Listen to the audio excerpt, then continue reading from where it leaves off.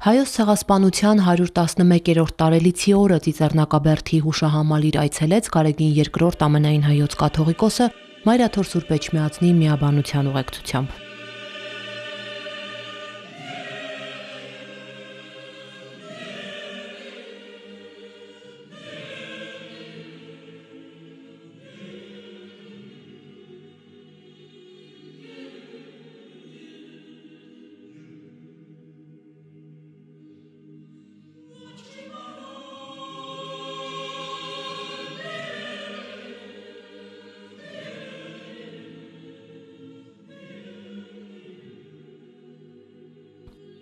Վեհափար Հայրապետի նախագահությամբ անմար կրակի մոտ կատարվեց հայոց ցեղասպանության սուրբ նահատակների բարեխոսական կարգ։ Խաղաղություն ամենեցուն։ 2015 թվականից հետո, երբ սրբադասվեցին հայոց ցեղասպանության նահատակները, Ծիծեռնակաբերդում հոգեհանգստյան կարգի փոխարեն կատարվում է սրբերի բարեխոսական կարգ։ Վասն հավատո եւ վասն հայրենյաց որոց այսօր է հիշատակ։ Խոնարհումի համար դուրս էր բերվել հայոց ցեղասպանության սուրբ նահատակած մասունքարանը, որը պատրաստվել է 2015 թվականին Գարեգին II ամենայն հայոց հայրապետի տնօրինությամբ։ Մասանց այս պահարանում զետեղված են 1965 թվականին Դերձորից Սուրբ Էջմիածին բերված մասունքները։ Մասնատուփին սրբոց նահատակած սրբապատկերն է դրվագված, իսկ շրջերեսին Մայրաթորի 1965 թվականին կառուցված նահատակած հուշարձանը։ Որ կատարեցան հնդածս հայոց ցեղասպանության վասն հավատո եւ վասն հայրենյաց։ Օրհնյալ Տեր մեր Հիսուս Քրիստոս, ամեն։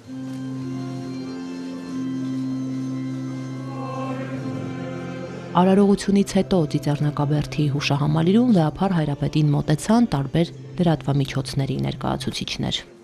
Սրբոց նահատակած իրական այսօրը մենք մեր եկեղեցականից հետ աղոթք առաստված բարձրացրեցինք հայցով, որ Տերը իր շնորհը, սերը եւ խաղաղությունը հեղի մեր ժողովրդի կյանքին, որպեսզի ազգս հայոց սիրով միաբան, համերաշխ եւ հոգով աննկուն դիմագրավի իր կյանքի բոլոր փորձությունները եւ մեր հայրերի լույս պատվիրաններով ու պատգամներով կերտի իր բարեշեն, իր առաջընթաց ու հզոր կյանքը, խաղաղության եւ անվտանգության պայմաններում։ Մեր հայցն ու աղոթքն ենք առաստված բարձրացնում, որ Տերը մշտապես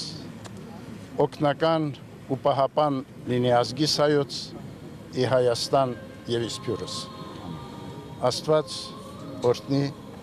մեզ ամենքիս։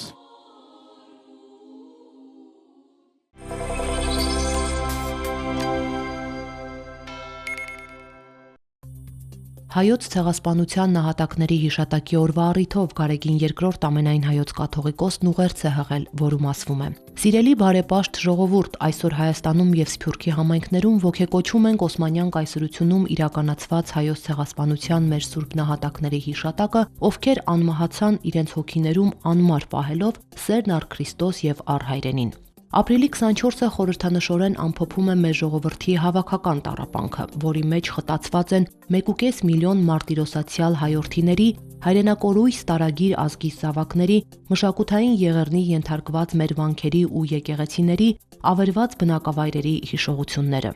Այդ ողբերգությունը սակայն չկոտրեց մեր ազգի ոգին։ Մեր ժողովուրդը վերապրեց ցեղասպանությունը, ամենուր նոր կյանք վերընձյուղեց, վերահաստատեց հայոց անկախ պետականությունը։ Ապրիլի 24-ն ուխտի օր է, միահյուսված աշխարհասփյուռ մեր ժողովրդի պահանջատիրությանը, որը զերծ է թշնամանքից ու ատելությունից, ուղղված է արդարության ու ճշմարտության վերականգնմանը եւ ցեղասպանության արհավիրքի ուրացման բացառմանը։ Ցեղասպանության աղետալի դեպքերից 100-ամյակ անց, երբ թվում էր, թե նման սոսկալի հանցագործությունները մնացել են անցյալում, ցավոք նոր ցեղասպան գործողություններով հայաթափվեց Արցախը, բռնությամբ տեղահանվեցին ավելի քան 120,000 արցախցիներ։ Այս ծանր կացության եւ արկա սպառնալիքների հանդիման մեր նահատակների զոհողությունը մեզ պարտավորեցնում է ամրապնդել մեր միաբանությունն ու համերաշխությունը եւ հզորացնել հայոց պետությունը։ Հիրավի համազգային միասնականությամբ է, որ կարող կլինենք արդյունավորելու ջանքերը հայոց ցեղասպանության համընդհանուր ճանաչման եւ արգասավորելու քայլերն ու նախաձեռնությունները հանուն ազգային առաջընթացի եւ խաղաղ ու անվտանգ կյանքի։ Աղոթենք եւ հայցենք, որ մեր նահատակ սրբերի բարեխոսությամբ խաղաղության երկնային շնորհները եւ մեր Տեր Հիսուս Քրիստոսի ողորմությունն ու սերը բաշխվեն համայն աշխարհին, մեր հայրենիքին եւ ժողովրդին, այսօր եւ միշտ, ամեն։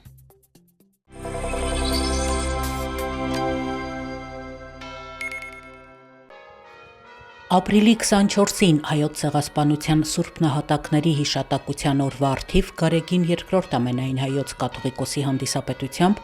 Միացնայեջ Մայր տաճարում մատուցվեց Սուրբ եւ անմահ պատարագ։ Խորանի դիմաց զետեղվել էր հայոց ցեղասպանության Սուրբ Նահատակների մասունքարանը։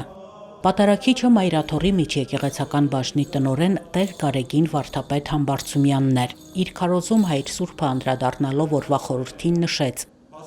Այսօր նահատակ սրբերին հիշատակելով մենք կանգնած չենք մահվան լռության առջև, այլ կանգնած ենք հավատի վկայության առջև, քանի որ նրանք ընտրեցին հավատքը։ Հայր Գարեգինն ընդգծեց, որ այդ նահատակության միջոցով բացահայտվեց հավատքը, որը հնարավոր չեղավ սպանել, բացահայտվեց սերը, որը երբեք չվերածվեց ատելության, բացահայտվեց հույսը, որը ոչ մի կայսրություն չկարողացավ ջնջել։ Մեր նահատակները չեն էլ իմացել, որ այսօր վերապրած սերունդներ են ունենալու, վերակառուցված եկեղեցիներ են ունենալու, եկեղեցին զարգանալու է, հավատքի մեջ զորանալու է, չեն իմացել, բայց նրանք ընդունել են Քրիստոսի այն խոսքը մահվան դռան առջև, որ ես եմ կյանքը։ Այո, Քրիստոս է իրական կյանքը եւ Քրիստոսի մեջ է իրական կյանքը։ Եվ այդ վստահությամբ է, որ նրանք ընդունեցին նահատակության կսակ։ Սուրբ նահատակների առաքելությունը մեզ զորացնելն է մեր քրիստոնեական կյանքի ու հավատքի մեջ։ Նշեց պատարագիչը մաղթելով, որ տառապանքի եւ նահատակության ճանապարհով անցած սրբերի օրինակը հավատավոր հայրենիների կյանքում դառնա իրական վկայություն, որպեսզի երբեք չվհատվեն եւ չհուսահատվեն, այլ ընդունելով Քրիստոսի հավատքը նրան միշտ փառք եւ երկրպագություն մատուցեն։ Ապրիլ 24-ի պատարագին եկել էին ուխտավորների խմբեր, անհատներ, զբոսաշրջիկներ։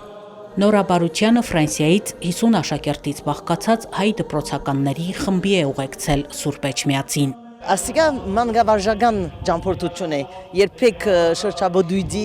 ձիրին մեջը չի մտներ։ Մենք մեր աշակերտներուն միշտ գսորվեցնենք եւ ինչ որ գսորվեցնենք քիրքի մեջ է։ Այստեղ մեծ հնարավորությունը այս այցելությունը գուտա մեզի, որ այդ քիրքերեն դուրս ելեն այդ բոլոր իրեն սորվածները, ինչքան կարելի է գաբը ուժեղ ըլլա հողին հետ, երկրին հետ եւ այն բոլոր գիտելիքներուն հետ, որոնք գստանան դպրոցին մեջ։ Հայաստան կալով այդ բոլորը իրականություն գտարնան եւ գենթանի։ Եվ ադիգա շատ մեծ օգուտ է։ Շատ կարևոր է ցեղասպանության պատմությունը իբրև գիտություն սորվեցնել մեր աշակերտներուն։ Գսեմ ինչու գիտություն, որպես աշակերտները գիտնան, այսինքն մեր բադանիները երդասարտ դառնալով հասկանան, որ պետք է վերլուծել, պետք է դեղեցությունները կարողանան խորաբես հասկանալ, ոչ թե այդպես ֆանտաստիկ պատմություններու մեջ մնան դեպքերը, այլ նաև հասկանան երբ, ինչու, ինչպես, ինչ խորքի վրա, ինչ պատճառներով։ Գիտեք, անցյալը այն դեղեցությունը գուտամեզի պատմական անցյալը, որ մենք կարողանանք քիչ ավելի լավ հասկանալ ներկան։ Հադուր համար պատմությունը կարևոր է։ Ցեղասպանության հիշադակը կարելի չէ չնչել, քանի որ մեր արյունին մեջն է այս դեպքը, որ բադահած է, մեր ոսկորին, մեր միսերուն, մեր արյունին մեջն է, եւ այս ամեն մեկ երախան, որ մենք ունենք մեր թիմացը դասարանին մեջ ունի իր պատմությունը։ Երբ Ֆրանսիայի դպրոցներն ոյ մեգուն մեջ դասարանի մեջ բազմաթիվ երկիրները հավաքված ծնողներու երեխաներ մենք ունենք, այն բոլորը կմիանան նույնտեղ, որ գոչվի Հայաստան։ Ես Այդա Տոնոյանն եմ, գալիս եմ Մարսելի համազգային ջամարանից։ Սովորում ենք հայոց պատմություն, հայերեն գրել, կարդալ, Կարծում եմ, որ շատ կարևոր է, որ չմոռանանք ու որ չկրկնվի, որ երբեք տենց բաները չկրկնվեն, որ կարողանանք հանգիստ ու խաղաղ աշխարհում ապրել։ Հայաստան եկանք տեսարանի հետ, որ այցելենք վանքերը, մատենադարները եւ մեր հավատքը ավելի մեծնենք։ Մենք հայերեն գսորվենք քրագանությունը, բանաստեղծություններ գսորվենք, գգարտանք քիրքեր, պատմություններ եւ հայերենի օրենքները գսորվենք գրել, գարտալ։ Հուզիչ է, որ ասենք բادرակ կնեն եւ ամեն մարդ գկալե Երևանի մեջ եւ մեկ գոմենալ ուրախ եմ, որ ամեն մարդ գհիշե այս եղած ցածմանությունը։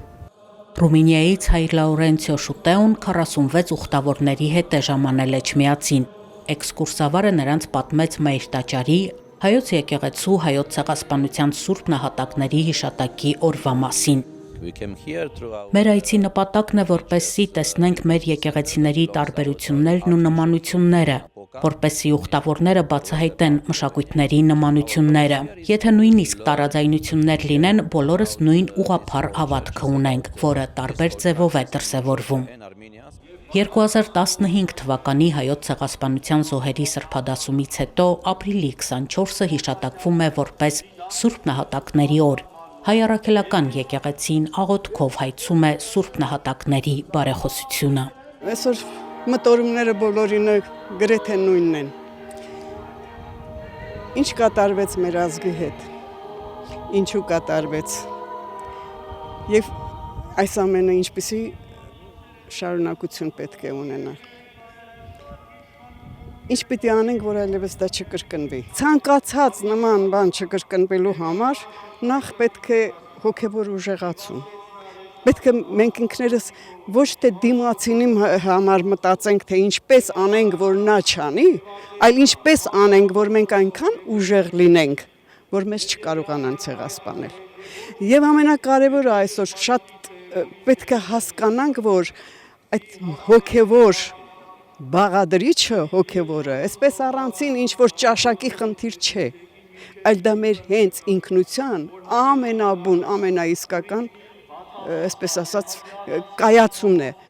Պատարագի ավարտին եկեղեցականների թափորը Սուրբ Նահատակների մասունքարանով հավաքվեց Մայր տաճարի հարևանությամբ գտնվող Ուխտի Խաչքար հուշարձանի մոտ։ Այս հուշարձանը կանգնեցվել է 1965 թվականին Եղեռնի 50-րդ տարելիցին Վազգեն առաջին ամենայն հայոց կաթողիկոսի օրոք։ Այն Հայաստանում եղեռնազոհ նահատակների հիշատակին նվիրված առաջին հուշարձանն է։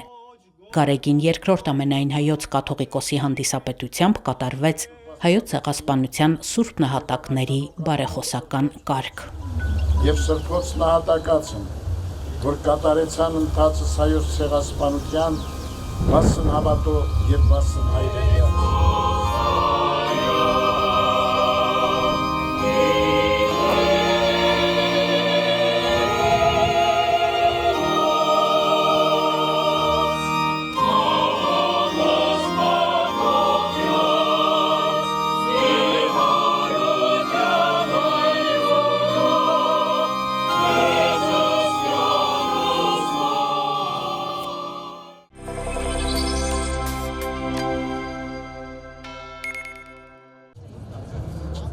Երեկոյան ժամը 20:00-ն է։ Թմբուկների ձայնը հազարավոր մարդկանց կանչում է Հանրապետության հրապարակ, բաժանվում են խորհրդանշական լապտերները։ Մեկնարկում է երթը, որը սկսած 1999 թվականից ավանդաբար իրականացվում է ապրիլի 23-ին։ Հայոց ցեղասպանությանը նախորդող օրը ջահերով երթեր կազմակերպվում են Հայաստանի տարբեր մարզերում, Սփյուռքի հայկական գաղթօջախներում, ժամանակին նաև Արցախում։ Տիրողությունը ցեղասպանության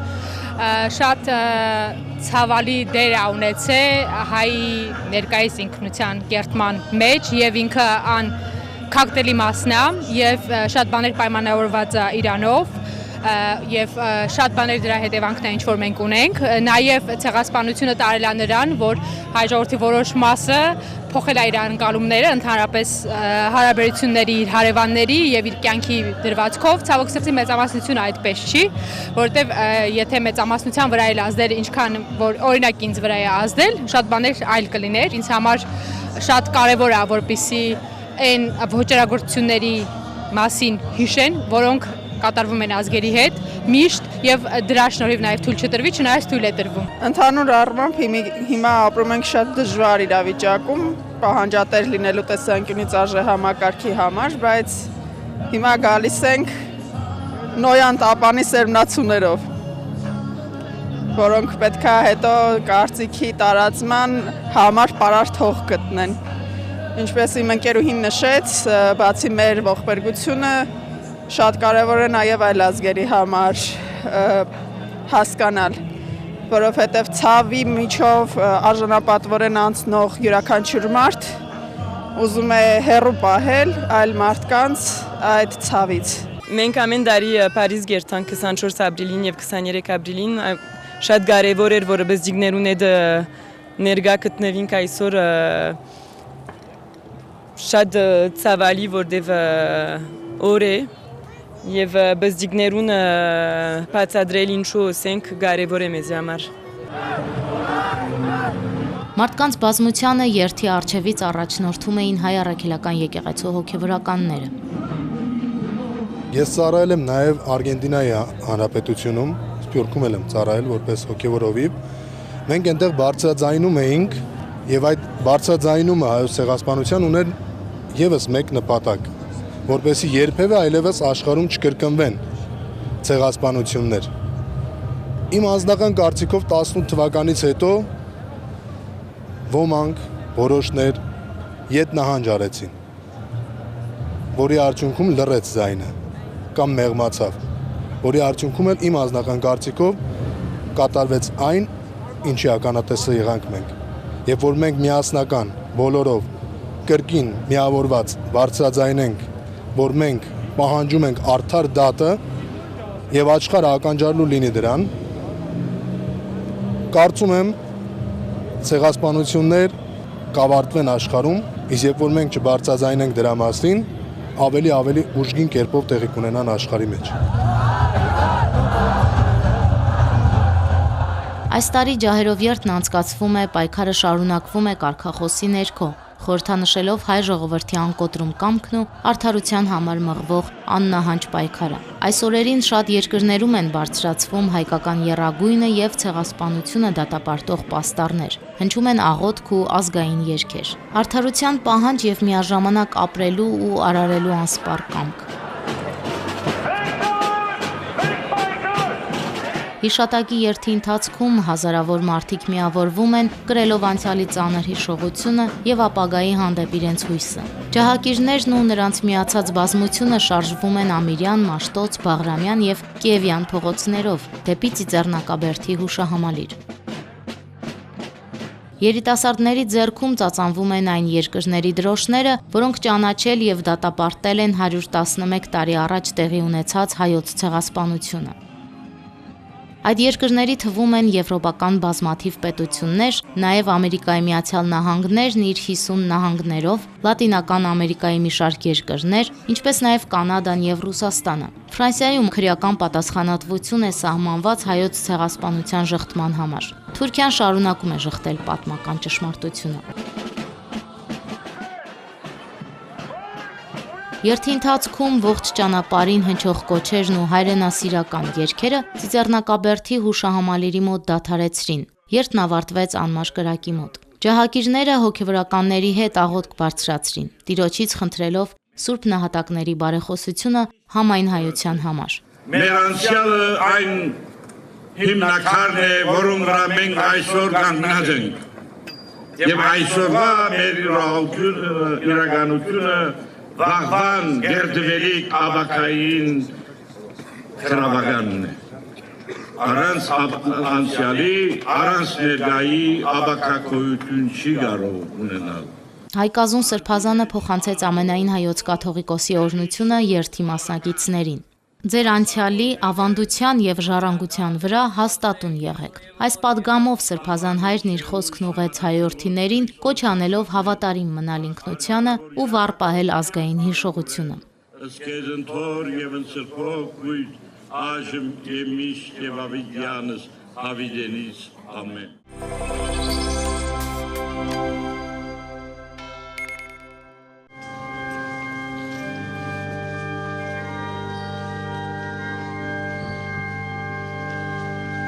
Ապրիլի 23-ին Հռոմի Սուրբ Բարդուղիմեոս եկեղեցում ամենայն հայոց կաթողիկոսության ներկայացուցչության եւ Սանտ Էջիդիո համայնքի ջանքերով հայոց ցեղասպանության եւ նոր քրիստոնյա նահատակների հիշատակին նվիրված միջեկեղեցական արարողություն տեղի ունեցավ։ Արարողությունը հանդիսապետում էր Վատիկանում ամենայն հայոց կաթողիկոսության ներկայացուցիչ եւ Արևմտյան Եվրոպայի հայրապետական պատվիրակ Խաժակ arczepiskopos Պարսամյանը։ Էկումենիկ աղոթքին մասնակցեցին Կոստանդնուպոլսի տիեզերական պատրիարքության, Ռումին ուղղափառ, Ղպտի ուղղափառ, Հնդիկ Մալաբար, ինչպես նաև կաթոլիկ եւ ավետարանական եկեղեցիների հոգեվորականներ, Հռոմի քահանայապետական հայ վարժարանի եւ Մխիթարյան միաբանության անդամներ, Իտալիայում եւ Վատիկանում հավատարմագրված Հայաստանի Հանրապետության դեսպանություններ, հայ համայնքի անդամներ, հյուրեր։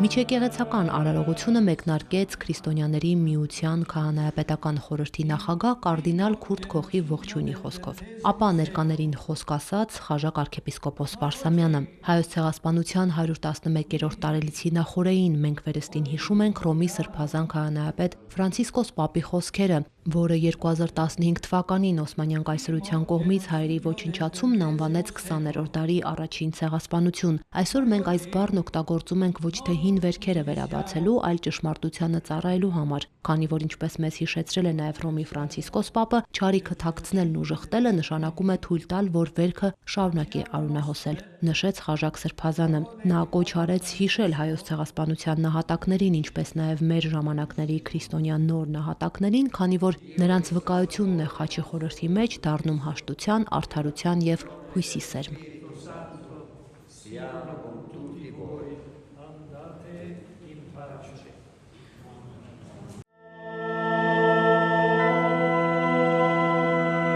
Արարողության ավարտին տեղի ունեցավ հայկական ոգի խորագրով դասական երաժշտության համերգ հայ եւ օտարազգի երաժիշտների մասնակցությամբ։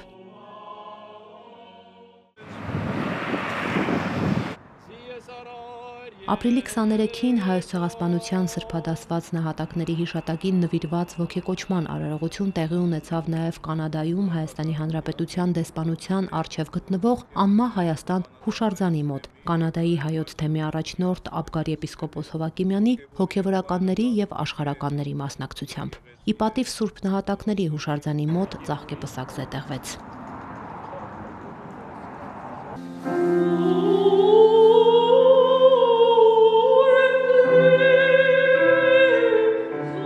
Նույն օրը երեկոյան Կանադայում Հայաստանի Հանրապետության դեսպանությունը կազմակերպել էր նաև հայ դասական ու հոգևոր երաժշտության համերգ։ Հանդիսատեսը հնարավորություն ունեցավ վայելելու Մարինե Շահինյանի եւ Խաչատուր Ղազարյանի կատարումները։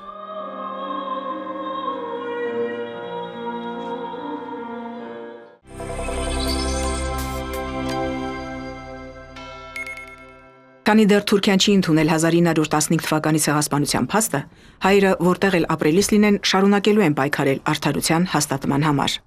Ապրիլի 24-ին հայոց ցեղասպանության սուրբ նահատակների հիշատակության օրը աշխարհասփյուր հայերը, որոնք ցեղասպանության զոհերի սերունդներն են, պատմական հիշողության գրողները, ծաղիկներ են խոնարհում եւ աղոթում, որ նման ոչրագործություն երբեք չկրկնվի։ Երբ ես այցելում եմ ցեղասպանության թանգարան, ամեն անգամ հոգիս ցնցվում է, արցունքներս հոսում են եւ չեմ հասկանում, ինչպես կարող էին մարդիկ ընդունակ լինել նման զարհուրելի արարքի։ Մոսկվայի Սուրբ Պայծառակերպություն եկեղեցին մարդաշատ էր։ Թեմակալ առաջնորդ Տեր Եզրաս arczepiskopos Ներսիսյանի հանդիսապետությամբ բարեխոսական կարգ կատարվեց։ Աղոթական ներկայությամբ ռուս ուղղափառ եկեղեցու, ասորի, հռոմեա կաթոլիկ եւ կրոնական այլ կազմակերպությունների ներկայացուցիչների։ Արարողությանը ներկային նաև Ռուսաստանի Դաշնության նախագահի աշխատակազմի պաշտոնյաներ, պետական այրեր, Ռուսաստանի Դաշնությունում հավատարմագրված օտարերկրյա դիվանագետներ, հայ մտավորականներ ու ազգային բարերարներ։ Արարողության ավարտին Եզրաս Սրբազանն ընթերցեց Գարեգին II ամենայն հայոց կաթողիկոսի ուղերձը Եղեռնի 111-ամյակի առիթով։ Ապրիլի 24-ն ուխտի օր է, միահյուսված աշխարհասփյուռ մեր ժողովրդի պահանջատիրությանը, որն ուղղված է ցեղասպանության արհավիրքի ուրացման բացառմանը, ասվում էր ուղերձում։ Հայոց ցեղասպանությունը պաշտոնապես ճանաչել ու դատապարտել են աշխարհի շատ երկրներ, այդ թվում Ռուսաստանը 1995 թվականին։ Հայ ժողովրդի ցեղասպանությունը դատապարտելու մասին Պետդումայում ընդունված հռչակագրով Ռուսաստանը մեկ անգամ եւս վերահաստատեց իր հավատարմությունը մարդու իրավունքների պաշտպանությանը։ Այս մասին էր նաև Ռուսաստանի Դաշնության նախագահ Վլադիմիր Պուտինի ուղերձը, որն ընթերցվեց Սուրբ Պայծառակերպություն եկեղեցում։ Մեր երկրի դիրքորոշումը այս հարցում միշտ անփոփոխ է եղել, ասվում էր նախագահի ուղերձում։ Ցեղասպանության միջազգային ճանաչման եւ դատապարտման մասին հայտարարությունները, որոնք կատարում են պետությունների ղեկավարները, օտարազգի մտավորականներն ու պատմաբանները, կարևոր ուղերձներ են Թուրքիային, առերեսվելու սեփական պատմությանը, ճանաչելու հայոց ցեղասպանությունը։ Սակայն Օսմանյան կայսրության իրավահաջորդը, ներկայիս Թուրքիան, շարունակում է ոչ միայն շղթել ցեղասպանության փաստը, այլև դիվանագիտական ճնշումներ կիրառել այդ ոճիրը դատապարտող երկրների նկատմամբ։ Համոզված եմ, հավատարիմ մեր սուրբ նահատակների պատգամին, յուրաքանչյուր հայ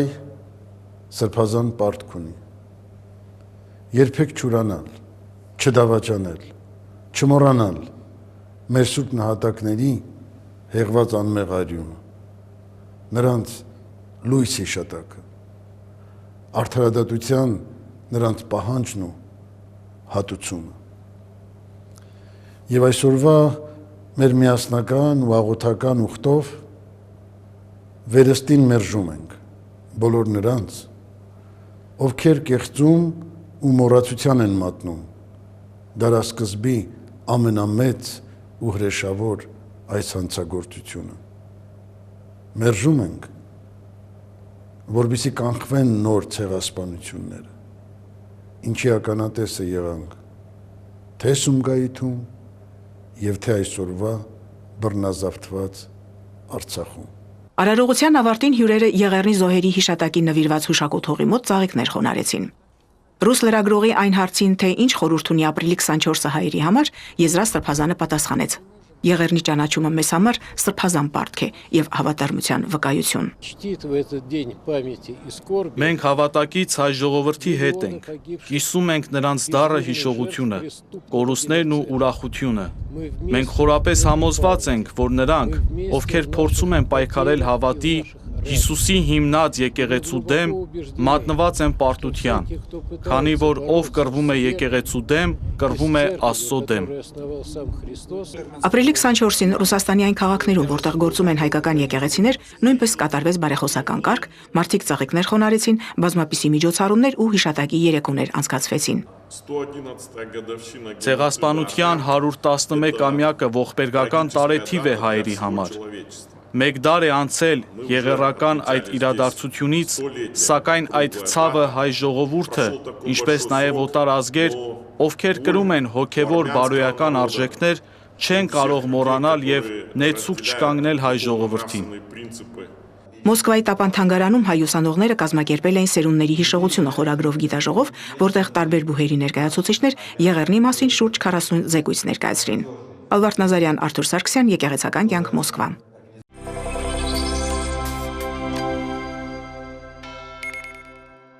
Լոնդոնի Իլինգ հայաշատ շրջանում հայոց ցեղասպանության զոհերի հիշատակը հավերժացնող հավերժական կրակ Խաչքարի մոտ ապրիլի 18-ին տեղի ունեցավ հայոց ցեղասպանության 111-րդ տարելիցի հանդիսավոր ոգեկոչում։ Մեծ Բրիտանիայի Հայ ազգային կոմիտեի եւ Հայ համայնքային խորհրդի կողմից կազմակերպված միջոցառմանը իրենց մասնակցությունը բերեցին Հայաստանի դեսպանը, խորհրդարանի անդամներ, փոխքաղաքապետը, խորհրդականներ եւ Իլինգի խորհրդի ներկայացուցիչներ, նաեւ հոգեվոր առաջնորդներ եւ հայ համայնքի անդամներ։ Մեծ Բրիտանիայի եւ Իռլանդիայի հայ եկեղեցու թեմի առաջնորդ Հովակիմ եպիսկոպոս Մանուկյանը իր ելույթում ներկայացրեց այն ոչրագործությունը, որը տեղի է ունեցել 1915 թվականին, խոսեց ցեղասպանության դատապարտման անհրաժեշտության մասին։ 111 տարի առաջ մի ժողովուրդ արմատախիլ արվեց, մի ողջ ժողովրդի դեմ կատարված հանցագործությունը լռության մատնվեց։ 1.5 միլիոնից ավելի հայեր հալածվեցին, տեղահանվեցին եւ սպանվեցին։ Սա միայն հայոց պատմություն չէ, սա մարդկային պատմության մեջ վերք է, ասաց հոգևոր առաջնորդը։ Սրբազանը իր երախտագիտությունը հայտնեց բոլորին, ովքեր կանգնել են հայ համայնքի կողքին եւ ձայն են բարձրացրել հանուն արդարության։ Ապրիլի 21-ին հայ-բրիտանական բարեկամության պատգամավորական խումբը եւ դիվանագետներ մասնակցեցին White Hall-ի Սենոտավ հուշահամալիրի մոտ ծաղկեպսակ զետեղելու արարողությանը։ Հիշատակի այս հանդիսավոր ակտը Լոնդոնի սրտում խորհրդանշում էր հայոց ցեղասպանության զոհերին երբեք չմոռանալու վճռականությունը։ Առաջիկա օրերին ոգեկոչման արարողությունները կշարունակվեն Մեծ Բրիտանիայի այլ հայաշատ վայրերում ևս։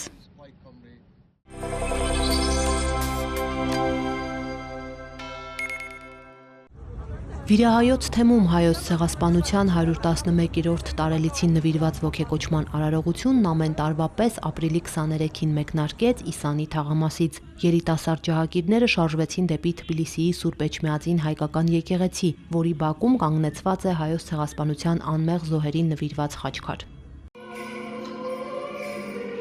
Հաջորդ օրը ապրիլի 24-ին Վիրահայոց թեմի Սուրբ Գևորգ առաջնորդանիստ եկեղեցում թեմակալ առաջնորդ Կիրակոս եպիսկոպոս Դավթյանի նախագահությամբ կատարվեց հայոց ցեղասպանության սուրբ նահատակների բարեխոսական կարգ։ Արարողությանը ներկա էին Վրաստանում Հայաստանի Հանրապետության արտակարգ եւ լիազոր դեսպան Աշոտ Սմբատյանը, դեսպանության աշխատակազմը տարբեր շրջաններից ժամանած հյուրեր։ Թեմակալ առաջնորդն անդրադարձավ 20-րդ դարասկզբին Օսմանյան կայսրության կողմից կազմակերպված եւ իրականացված հրեշավոր ցեղասպանությանը զոհ դարձած այժմ արդեն սրբադասված նահատակների հիշատակին, նաեւ փրկված ու աշխարհով մեկ սփռված զավակներին, որոնք ապավինելով խաչված եւ հարուցյալ փրկչին, մայր հայրենիքում եւ աշխարհի տարբեր անկյուններում շարունակում են ոգեկոչել նախնիների հիշատակը հանուն արդարության հայոց արդար դատի հաղթանակի հավատով։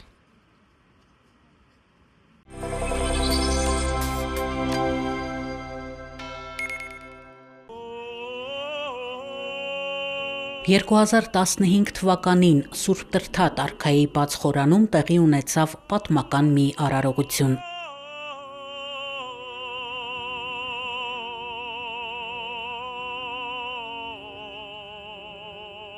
Հայոց մեծ եղեռնից 100 տարի անց 2015 թվականին ապրիլի 23-ին Գարեգին II ամենայն հայոց կաթողիկոսի եւ Մեծիտան Կիլիկիո Արամ առաջին կաթողիկոսի կոնդակով սրբադասվեցին հայոց ցեղասպանության զոհերը։ Սրբադասման արարողության ընթացքում ուղիղ միացմամբ աշխարհի տարբեր երկրների հայկական համայնքները եկեղեցիներում հավաքված մեծ էկրաններով հետևում էին Սուրբ Էջմիածնում կատարվող արարողությանը։ Երբ նայում ենք մեր եկեղեցու պատմությունը եւ փորձում ենք հասկանալ, թե ինչ ընթացակարգ է գործել, ինչպես են մեր եկեղեցու զավակներից ոմանք եկեղեցու կողմից հռչակվել սուրբ եւ այնուհետեւ հիշատակվել որպես մեզ համար բարեխոսներ եւ կամ մենք խնդրել ենք իրենց բարեխոսությունը, մենք տեսնում ենք, որ գոնե վաղ քրիստոնեական շրջանում եկեղեցու պատմության ընթացքում տեսնում ենք, որ ժողովուրդն է առաջին հերթին իր ընկալման, իր մտածելակերպի մեջ սրբացրել, առանձնացրել իրենից անհատի կամ հավաքական որևիցե մի խմբի եւ իր վերաբերմունքը դրսևորել նրա բարեպաշտական սրբակենցաղ կյանքին եւ կամ արարքներին ու կամ ստեղծագործություններին։ Հետևաբար հայոց ցեղասպանության մեր սուրբ նահատակների մասին խոսելիս պետք է նկատի ունենանք, որ այդպես հստակ թվական, որ ասենք ժողովրդի մտածելակերպի մեջ այս պահից սկսած ձևավորվեց այն կարծիքը, որ իրենց հավատքի եւ կամ իրենց տեսակի, իրենց ինքնության համար իրենց կյանքը տված մարդիկ այլևս սուրբ են, հստակ թվական չեն կարող նշել։ Բայց մենք կարող ենք հիշատակել բոլոր այն գործողությունները կամ այն թվականները, որոնք որ եղել են մեկնար եւ կամ գործընթացի շարունակականության որպես հավաստիք, որ եկեղեցին փորձել է եւ եկեղեցին հնարավոր բոլոր ջանքերը գործադրել է, որպեսզի իր վերջնական հանգրվանին հասնի այն մտայնությունը, որ արդեն իսկ հայ ժողովրդի մեջ ձևավորվել էր իրենց նահատակների վերաբերյալ։ Ուրեմն 1919 թվականին արդեն սկսվեց այդ գործընթացը, որովհետև օրվա կաթողիկոսը հրահանգեց, որպեսզի հատկապես ներողություն, պատրիարքը, Կոստանդնուպոլսի պատրիարքը սկահանդես իրականացրեց Պոլսի մեջ ի հիշատակ այն մտավորականների եւ այն քրիստոնյաների, ովքեր որ նահատակվել էին հնդածս առաջին համաշխարհային պատերազմի եւ կամ երիտուրքերի կողմից իրականացված այդ ոչրագործության։ Ժամանակի ընթացքում բնականաբար մենք գիտենք, որ մեր հայ ժողովրդի պատմությունը ունեցել է տարբեր վայրիվերումներ եւ նաեւ անաստվածության տարիներ, հալածանքի բազում տարիներ, հոգեվոր զարթոնք հայ ժողովրդի մեջ մտածելակերպի իմաստով փոփոխություն նաեւ տեղի ունեցավ առաջին անգամ գոնե խորհրդային Հայաստանի պատմագրության մեջ 1965 թվականին մեր հայոց ցեղասպանության 50-ամյակի այդ տարելիցի ոգեկոչման արարողությունների շրջանակներում էր, որ նաեւ Վազգեն Վեհապար ամենայն հայոց կաթողիկոսի կողմից հուշակոթող դրվեց Մայրաթոր Սուրբ Էշմիածնի բակում։ Միևնույն տարվա նոյեմբերին նաև դերձորի անապատներից բերվեցին նահատակների մասունքներ եւ զետեղվեցին այդ հուշակոթողի հիմքերում։ Եկեղեցական պատմագրության մեջ էլ երբ որ մենք տեսնում ենք առաջին հերթին նման անհատների, նման հավաքական ժողովրդի կամ հասարակության որովից մի խմբի կողմից հոգևոր սխրանքի առաջին արձագանքողը եւ առաջին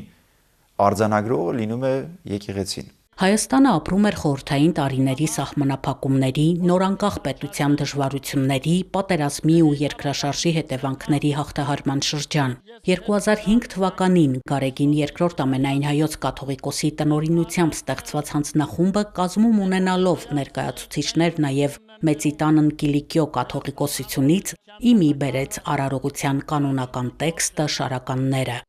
Գարեգին II-ի հանձնարարությամբ պատրաստվեց Արցախյա մասունքարան, որի մեջ զետեղվեցին նահատակների մասունքները։ Սրբադասման կարգը հաստատելու համար հրավիրվեց եպիսկոպոսական ժողով, որին ներկա էին հայ առաքելական եկեղեցու նվիրապետական բոլոր աթոռներից ներկայացուցիչներ։ Մի հաշվարկով 600 տարի, մեկ այլ հաշվարկով 400 տարի մեր հայ առաքելական Սուրբ եկեղեցին նման արարողություն չէր իրականացրել։ Դեռևս չհերքված տեսակետն այն է, որ ժողովրդական ընկալման արդյունքում է, որ եկեղեցին այլևս այդ ակտը, այդ գործողությունը վերջնական դրոշմը դրել է տվյալ անձի վրա, հռչակելով որպես սուրբ, որովհետև անկախ նրանից եկեղեցին սուրբ կհռչակի թե չէ, եթե ժողովրդական այդ ընկալումը չկա, բնականաբար եկեղեցին չի կարող ներմուծել կամ ներածել ժողովրդի մեջ այդ գիտակցություն, այլ ճիշտ հակառակը։ Ընկալումը եւ նաեւ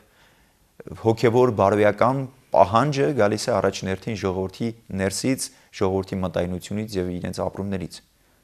Եկեղեցական արարողությունը դա վերջնական հանգրվանն է, որ բերում հասնում է արարողությամբ տվյալ պարագային մեր նահատակների սրբադասմանը, երբ ապրիլ 23-ին Մայրաթոր Սուրբ Էջմիածնում ամենայն հայոց կաթողիկոս Գարեգին II Վեհապար հայրապետը եւ Մեծիտան Կիլիկիո կաթողիկոս Արամ I-ը համախումբ ունենալով Հայաստանի հայ առաքելական Սուրբ եկեղեցու մեր բարձրագույն հոգևոր իշխանությանը եպիսկոպոսած դասին իրականացրեց սրբադասման կարգը եւ Սուրբ խորանից հռչակեց նահատակներին, հայոց ցեղասպանության նահատակներին սուրբ նրանց, որոնք որ իրենց կյանքը տվել էին հանուն իրենց հավատքի եւ հանուն իրենց հայրենիքի։ Մեր եկեղեցին չի տարանջատել հանուն հավատքի եւ կամ հանուն հայրենիքի նահատակվածներին։ Դրա վարվկայությունն է նաեւ Սուրբ Վարդանանք, որոնք որ պայքարեցին, նահատակվեցին եւ մենք հիշատակում ենք իրենց մեր եկեղեցական տոնացույցի մեջ, նշելով որ վասն հավատո եւ վասն հայրենիած իրենց կյանքը տվեցին։ Ապրիլի 24-ը Սուրբ նահատակների հիշատակության օրն է։ Այսօրը հոգեհանգստի արարողություններին փոխարինել է հիշատակության բարեխոսության կարգը։ Տեր Արսեն Քահանա Միրզոյանը Գերմանիայում Մարբուրգ քաղաքի Ֆիլիպս համալսարանի Աստվածաբանության ֆակուլտետում պրոֆեսոր Կարլ Սպինգերայի գիտական ղեկավարությամբ աշխատել է հայոց ցեղասպանության նահատակների սրբադասումը հայ առաքելական եկեղեցու կողմից 2015 թվականին դոկտորական թեզի վրա։ Ցեղասպանությունը ինքը նաև շարունակական բնույթ ունի, ինչպես մեր եկեղեցու, ինչպես մեր հայ քրիստոնյաներ, այնպես համաքրիստոնեական ողջ պատմության ընթացքում եւ առավել եւս հիմա, բայց մենք տեսնում ենք, որ քրիստոնյաներ մերձավոր արևելքից սկսած մինչեւ Մեքսիկա օրինակի համար մարդիկ քրիստոնյաներ իրենց կյանքն են տալիս իրենց հավատքի համար։ Ավելին մարդ սպանելը դեռևս չի նշանակում ցեղասպանություն։ Վանդալիզմ կոչվածը, հա, մեր սրբությունները մեր եկեղեցիները նավիրել է, արդյոք դա ցեղասպանություն չի։ Արդյոք մեր եկեղեցին չի ցեղասպանվում, ոչ թե անհատի տեսքով, այլ եկեղեցին որպես կառույց, քարեղեն կառույց չէ, որպես հոգևոր կառույց։ Մեր ցեղասպանության այդ ոգեկոչման օրվան ընթരാճ Ստեփանակերտի եկեղեցին է ոչինչ ասում։ Եվ ասա ցեղասպանության տրամաբանական շարունակությունը չի։ Եվ եթե մենք չարձագանքեինք,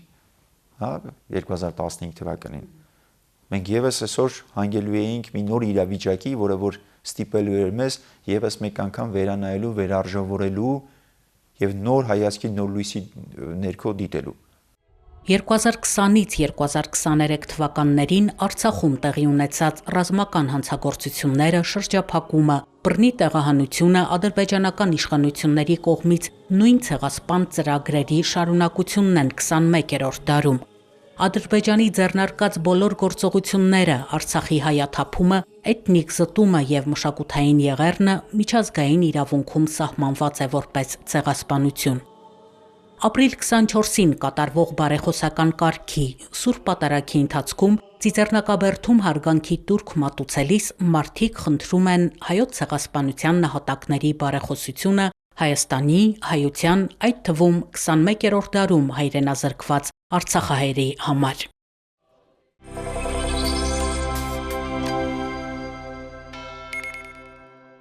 Լեռնալիբանանի Ծովեզրյա այս հինավուրց բնակավայրում թռչնոց բույն կոչվող կառույցը առաջին հայացքից հին շինությունների համալիր է։ Ընդամենը մի քանի քայլից պարզ է դառնում։ Հին քարերն այստեղ մեծ ողբերգության մասին են պատմում։ Բեյրութից մոտ 30 կիլոմետր հեռավորության վրա գտնվող տարածքը հիմնվել է 1920 թվականին Մերձավոր Արևելքի նպաստամատույց կոմիտեի նախաձեռնությամբ իբրև ապաստարան հայ որբերի համար։ Այդ տարիներին Լիբանանում պաշտոնապես մոտ 20 որբանոց է եղել։ 20 թվականին կհիմնվի, ուր կդեղափոխեն այդ օրերում մոտավորապես 1500 մինչև 1600 հայ դղակ որբեր, մեծ մասամբ Կիլիկիայեն, այնտեղ Մարաշ, Ուրֆա,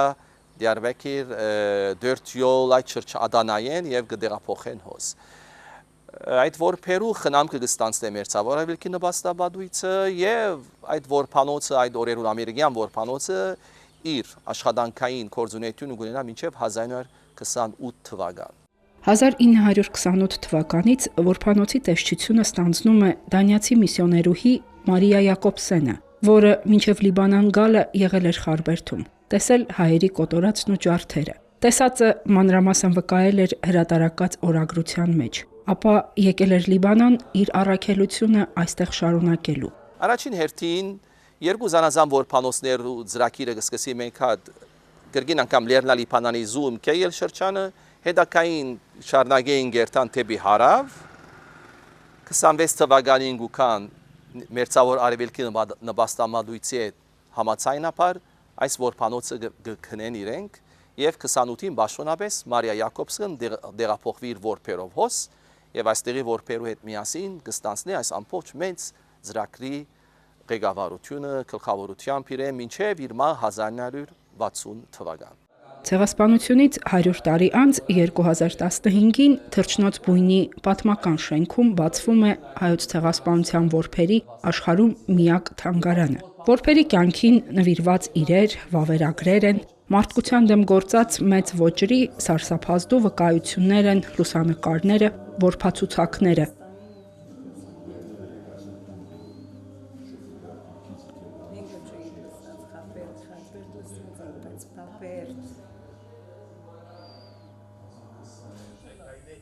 Բակի խորքում սրտառուչ կոթող կա։ Մարիա Յակոբսենի հուշաքանդակն ու տապանակարը հայ որբերի մայր արձանագրությամբ։ Մյուս կողմից սկիզբ է առնում ցնցոտիավոր հայ որբերին պատկերող քանդակաշարը, որը տանում է դեպի թանգարանի մուտք։ 1560 եղած է ճիշտ այս միանաս որբանոցի մեջ, բայց ընդհանուր թիվը 30-35 հազար եղած է Լիբանանի մեջ, բայց այս որբանոց 1560, այսօր նման եղած է 18 հատ որբանոցներ եւ եթե հաշվեք արդեն պիտի լինի թիվը մինչեւ 30,000-ի շուրջ։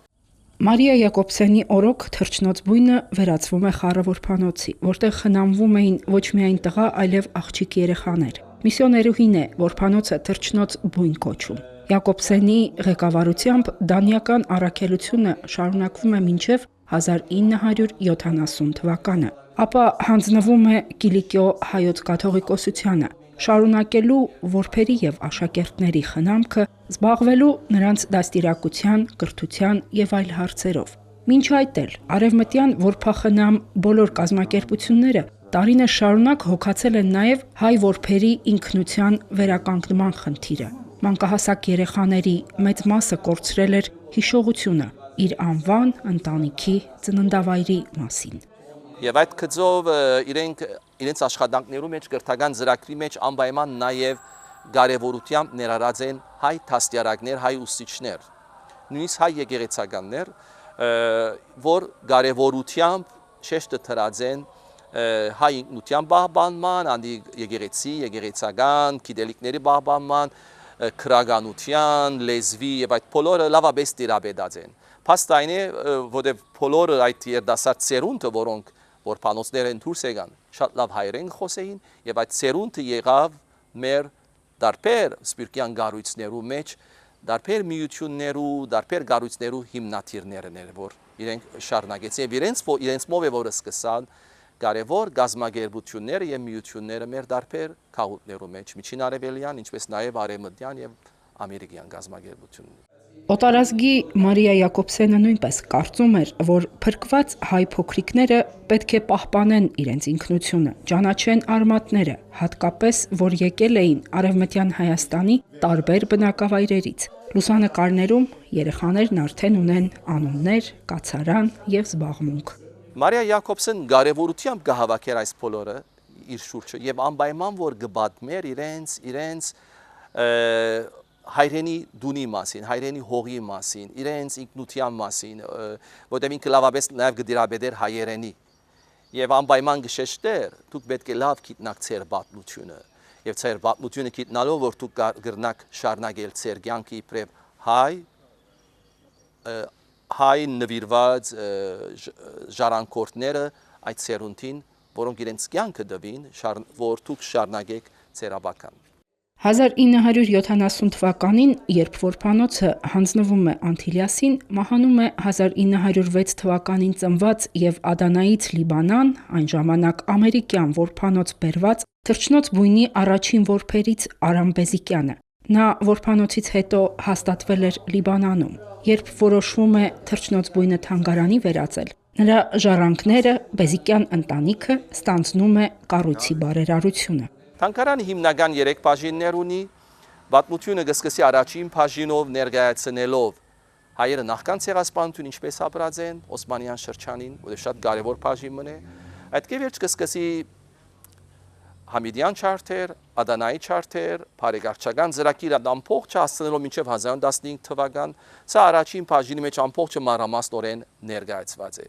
Երկրորդ բաժինը նվիրված է փրկությանը։ Ներկայացված են միսիոներները եւ այն ցանցը, որի միջոցով հազարավոր երեխաներ դուրս բերվեցին մահվան ճանապարհներից։ Ցուցադրությունը ցույց է տալիս, թե ինչպես կազմակերպվեց որբերի հավաքագրումը, տեղափոխումը եւ ապաստան հասցնելը։ Սա պատմություն է մարդասիրության մասին։ Լուսանկարներ, փաստաթղթեր, անձնական իրեր, յուրաքանչյուրը կորստի եւ բռնության մի պատմություն է, ոչ թե ընդհանուր, այլ հենց երեխաների պատմությունը։ Թանգարանի 3-րդ վերածնունդ կոչվող բաժինը ցույց է տալիս, թե ինչպես որբերը դուրս գալով այս հաստատություններից դառնում են սփյուռքյան համայնքների հիմնադիրներ։ Ներկայացվում են առաջին հայկական գաղութները Մերձավոր Արևելքում, նրանց կառուցած թաղամասերը, կրթական ու մշակութային կառույցները։ Այստեղ արդեն պատմությունը ողբերգությունից անցում է կատարում դեպի վերածննդի։ Լուսանկարներում նրանք արդեն այլ են, ոչ միայն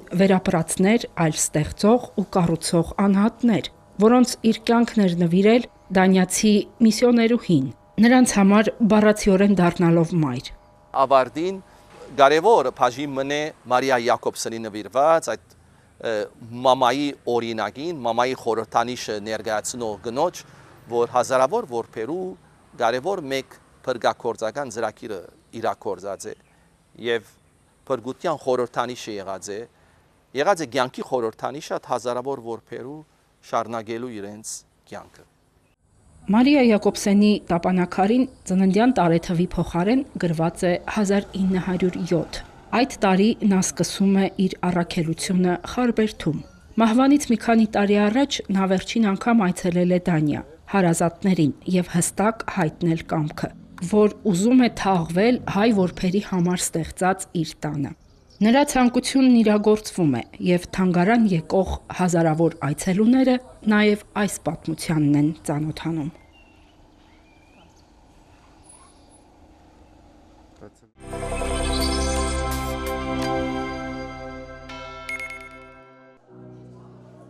Ադիամանցի Լուսիա Հակոբյանի կյանքը գլխիվայր է շրջվել, երբ հայոց ցեղասպանության տարիներին տեղահանվել եւ հայտնվել է Բիրեջիկում։ Այնտեղ զրկանքների ու դաժան պայմանների պատճառով կորցրել է մորը։ Որբացած աղջիկը հայտնվել է մի թուրքական ընտանիքում։ Այնտեղ նրա հետ անմարդկային են վարվել եւ աղջիկը մեծ դժվարություններով կարողացել է փախչել, ապաստան գտնել հայկական եկեղեցում։ Այնտեղից նրան տեղափոխել են Հալեպի որբանոց։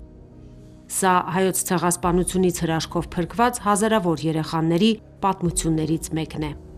Լուսիայի հասակակիցների շատերն են այդ տարիներին զոհվել։ Մի մասն էլ թեև փրկվել է ֆիզիկական ոչնչացումից, բայց ստիպողաբար կրոնափոխ է եղել, մոռացել մայրենին ու անգամ սեփական անունը։ Անթուրայի որբանոցում կար նաև նման մի փորձ, որ երեխաները կոդավորված լեզու էին հորինել, մեկը մյուսի հետ խոսելու։ Ինչպես նաև կար այլ մեթոդ, մեծ երեխաները, ավելի տարիքով մի փոքր մեծերը, 6-7-8 տարեկան երեխաներին անընդհատ հիշեցնում էին իրենց հայերեն անունը, հայկական անունը, այսինքն դու Հարություն ես, Ահմեդ չես։ Եթե ուսուցիչը քեզ կանչում է Ահմեդ եւ արձագանքում ես, խնդիր չի, բայց դու հիշի դու ով ես։ Սա եւս դիմադրության ձև էր, որովհետեւ եթե երեխաները դիմադրության նման ձևերի չդիմեին,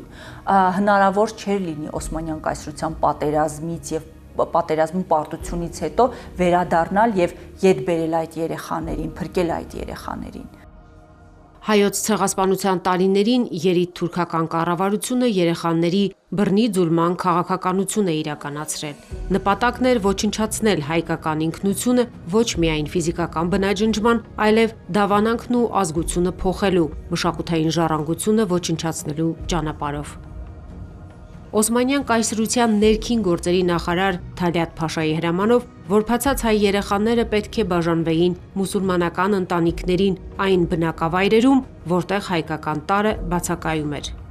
Ձուլման գործընթացը մի քանի պարտադիր կետեր էր ներառում։ Կրոնափոխություն երեխաներին ստիպողաբար իսլամացնում էին, կատարելով թլպատման եւ դավանափոխության ծեսեր։ Անվանափոխություն հայկական անունները փոխվում էին թուրքական կամ մուսուլմանական անուններով։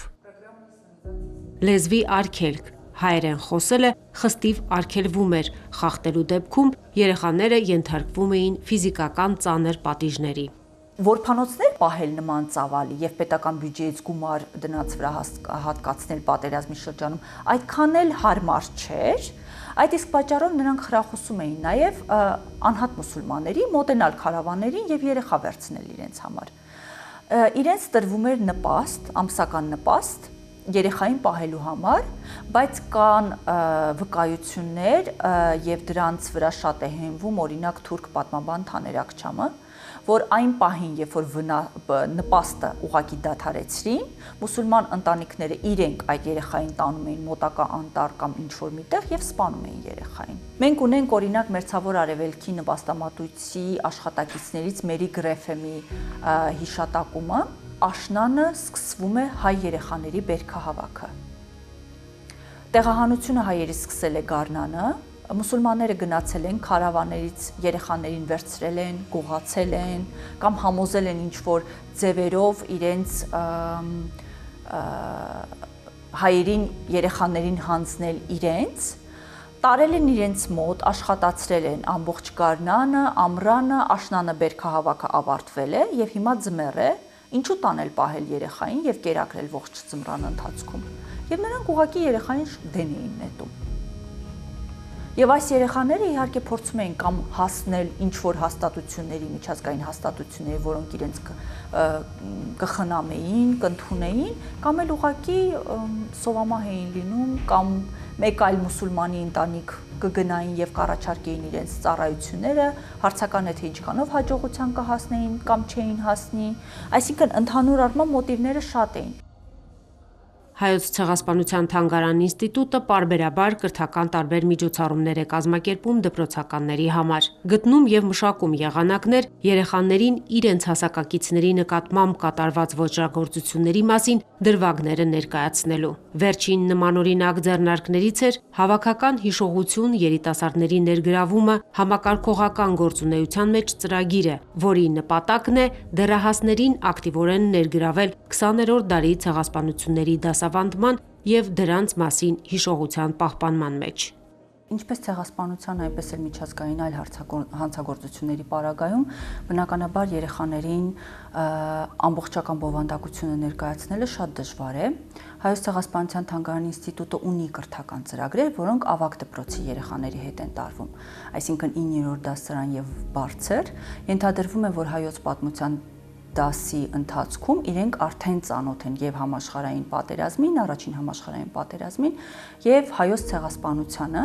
բնականաբար մեր դասախոսությունների ընթացքում, որոնք երեխաները իրենք են ընտրում կամ ուսուցիչների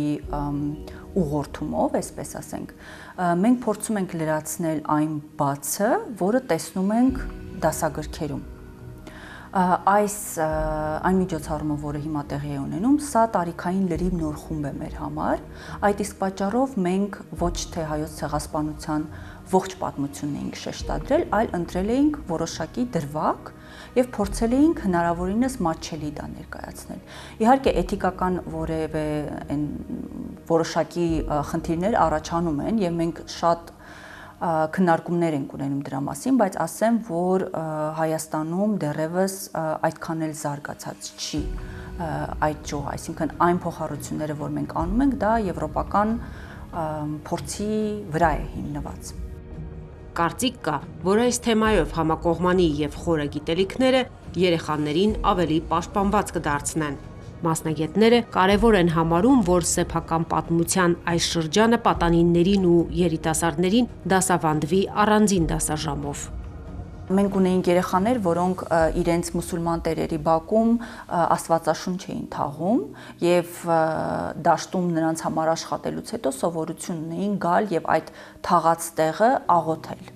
Ընդ որում աստվածաշունչը ցուցադրված է մեր հիմնական ցուցադրությունում եւ դա գրափարով գրված է։ Ենթադրում եմ, որ այդ տարիքի երեխան, փոքր տարիքի երեխան նույնիսկ ամբողջությամբ չէր կարողանում կարդալ եւ հասկանալ բովանդակությունը, բայց դա մի սիմվոլ էր, նմուշ էր, որը կապում էր իրեն իր ընտանիքի պատմության հետ եւ կրոնի հետ առհասարակ։ Եվ երեխան դրանից կարճում էր։ Հիմա սա մենք դիմադրություն դիտարկում ենք, թե ոչ։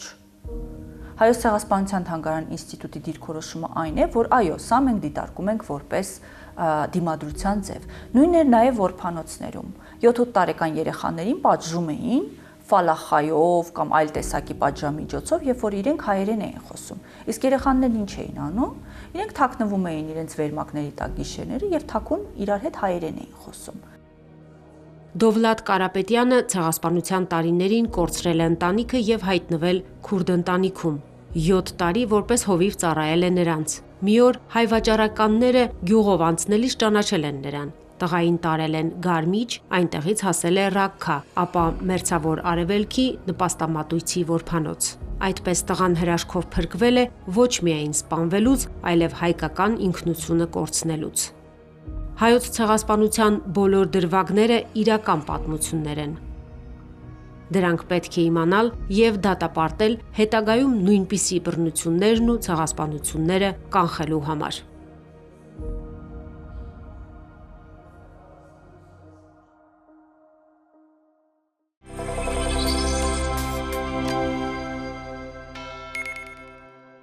Մայրաթոր Սուրբ Էջմիածնի հրատարակչատունը լույս է ընծայել գերմանացի պատմաբան լրագրող Միքայել Հեզեմանի «Հայոց ցեղասպանություն» կոչվող աշխատությունը։ Գիրքը տպագրվել է Վահե Զարգարյանի թարգմանությամբ, որը խմբագրել ու գերմաներեն բնագրի հետ համեմատել է Աշոտ Հայրունին։ Հատորն անդրադառնում է հայոց ցեղասպանությանը ըստ Վատիկանի գաղտնի արխիվի անտիպ փաստաթղթերի։ Got a permission in 2008 to work in the Vatican archives. Ես 2008 թվականին թույլտվություն ստացա ուսումնասիրել Վատիկանի արխիվները։ Բոլորովին ուրիշ թեմա էի հետազոտում, երբ պատահաբար հայտնաբերեցի հայոց ցեղասպանության մասին նյութերի մի գաղտնի թղթապանակ, որը հայերի հալածանքի մասին էր։ Խորապես տպավորված էի իմ բացահայտած տեղեկություններով։ Պարզվում է, Պապը 2 անգամ անձամբ գրել է սուլթանին դադարեցնելու կոտորածները։ Կապվեցի Գերմանիայում ապրող հայ գործընկերոջս Ազատ Օրդուխանյանի հետ եւ հարցրի. արդյոք հայաստանցի պատմաբանները տեղյակ են այս փաստաթղթերի մասին։ Նա վստահ ասաց, որ ոչ, տեղյակ չեն։ Անգամ դիմեց Հայաստանի Գիտությունների ազգային ակադեմիա եւ ճշտեց, որ նրանք էլ տեղյակ չեն։ In Armenia and he told me no. And he checked with the Academy of Science which told him also no, we don't know about it. Ես նրան հարցրի, արդյոք իրեն հետաքրքրում են այդ փաստաթղթերը, թե չէ։ Նա խնդրեց անպայման շարունակել հետաքննությունը։ Ու ես գտա ավելի քան 3000 թերթ։ Դրանց միջոցով հստակ ու պարզ էր պատկերը, թե ինչ է տեղի ունեցել։ Այդ փաստաթղթերը տարբեր աղբյուրներից էին հասել Վատիկան։ Միքայել Հեզեմանը ուսումնասիրելով Վատիկանի արխիվներում պահվող բազմաթիվ արժեքավոր փաստաթղթեր, վկայություններ, նամակներ ու հաշվետվություններ անառարկելիորեն վերահաստատում է հայոց ցեղասպանության իրողությունն ու ծրագրված իրագործումը։ Բացահայտեցինք այդ սարսափելի դեպքերի մասին վկայություններ, Սուրբ Աթոռ ուղարկված զեկույցներ, որոնք ուղղակի ցնցում էին, սահմռկեցուցիչ էին։ Այդ տեղեկույթը հրապարակվեց իմ գրքում 2015 թվականին Գերմանիայում, եւ դրանց հիման վրա Գերմանիայի խորհրդարանը ճանաչեց այդ դեպքերը իբրև ցեղասպանություն։ And the German parliament to recognize these events as a genocide. Reports from mainly these three sources. And so they were basically neutral. Զեկույցները լիովին անկախ եւ հիմնականում չեզոք աղբյուրներից էին։ Չեզոք աղբյուրները շատ ավելի ազդեցիկ ու կարևոր են։ Մեծ նշանակություն ունեին հայ կաթոլիկ եկեղեցուց եկող տեղեկույթները, չէ՞ որ հայ կաթոլիկներ կային այդ բոլոր տուժած տարածքներում։ Միքայել Հեզեմանի գիրքը ոչ միայն ուսումնասիրություն է, որի մեջ ներառված են փաստաթղթեր, այլ նա յուրահատուկ տեսակի փաստաթղթերի ժողովածու կարող ենք նաև ասել, որ հնարավորություն է տալիս որևէ ցեղասպանագետի այդ ուսումնասիրության մեջ առաջին անգամ հրապարակված փաստաթղթերը կրկին ենթարկել հետազոտության, ուսումնասիրության եւ համադրման եւ գալ նոր եզրահանգումների,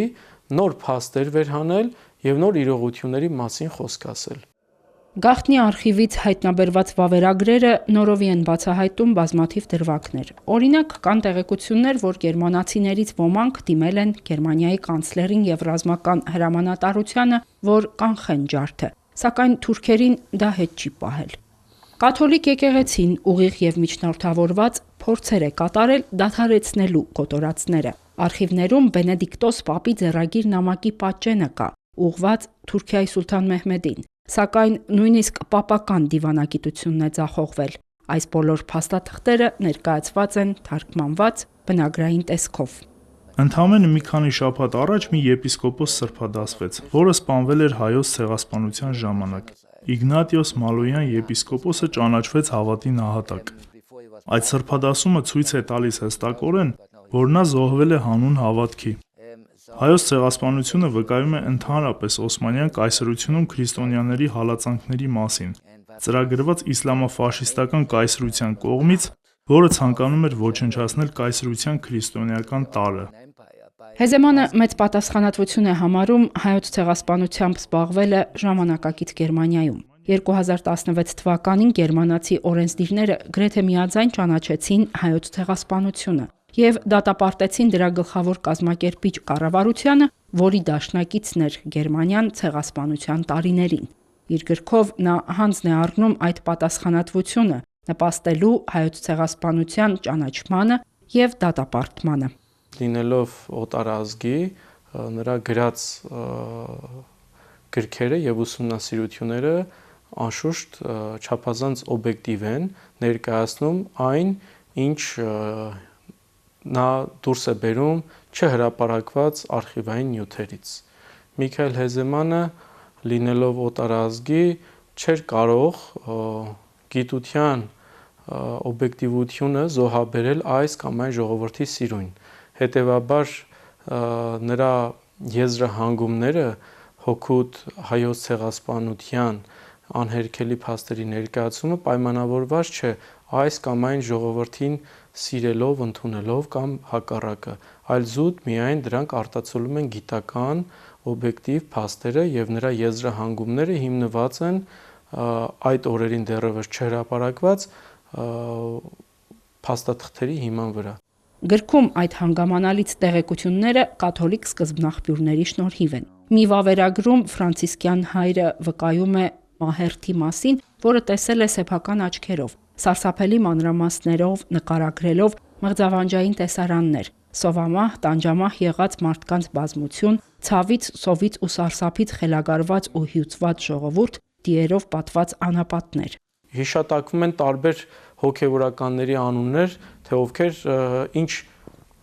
նպաստ են ունեցել Եղեռնից այսպես մազապուրծ եղած հայությանը օգնելու, ինչ հոգևորականներ են ցեղասպանվել, ինչ եկեղեցիներ են թալանվել կամ հայ առաքելական կամ հայ կաթոլիկ դավանանք ունեցող ինչպիսի առաջնորդներ են նահատակվել, ինչ գրագրություններ են տեղի ունեցել, ովքեր են կարողացել այս ամենը արձանագրել որպես ականատեսներ, այս ամենը անշուշտ գալիս էր համակարգված կերպով Հռոմ եւ անշուշտ Հռոմում տեղյակ էին թե իսկապես ինչ է տեղի ունեցել կամ ինչ է տեղի ունենում այդ օրերին Արևմտյան Հայաստանում հայության հետ։ Հեզեմանը գրում է, որ հայոց ցեղասպանությանը հաջորդեց ասորի, ապա հույն քրիստոնյաների ցեղասպանությունը։ Երիտ թուրքերի ծրագրած կոտորածներին զոհ գնացին եզդիներն ու Դերսիմի ալևիները։ Գերմանացի պատմաբանը հայոց ցեղասպանությունը բոլոր ցեղասպանությունների մայրն է համարում։ Ազգային կրոնական իմաստով միատար համայնքներ էին թիրախավորված, ինչպես ֆաշիզմը արեց Գերմանիայում, Իտալիայում եւ այլ երկրներում։ Մենք կարող ենք կոչել դա նախաֆաշիստական ցեղասպանություն։ Հետագայում հոլոքոստը ծրագրվեց նույն կերպ։ Հիտլերը ոգեշնչվել էր դրանով եւ 1939 թվականին իր գեներալների հետ հանդիպմանը բացեիբաց խոսում էր, որ ել ոչ ոք չի խոսում հայոց ցեղասպանության մասին, ուրեմն մենք էլ նույնը կարող ենք անել։ Լեհաստանը նվաճելուց հետո կկոտորենք հրյաներին եւ ոչ ոք ոչինչ էլ չի ասի։ Սա է վտանգը։ Երբ լռում ես ցեղասպանության մասին, որևէ մեկը կարող է կրկնել այդ ոճիրը։ Պատմությունը, ցավոք, հաճախ է կրկնվում։ 1915 թվականի ուրվականները կվերադառնան այնքան ժամանակ, քանի դեռ փորձում են ժխտել նրանց, նշում է Հեզեմանը եւ բարձրացնում նաեւ հայերի հայրենիքի հարցը։ Ինչ պետք է լինի Արևմտյան Հայաստանի հետ։ Ինչ իրավունք ունի ցեղասպանությունն ու հայրենազրկումը վերապրած հայը։ Այս ամենից բացի գերմանացի պատմաբանն իր գրքում անդրադառնում է ազգի անցած ճանապարհին, քրիստոնեության ընթացքին Հայաստանում։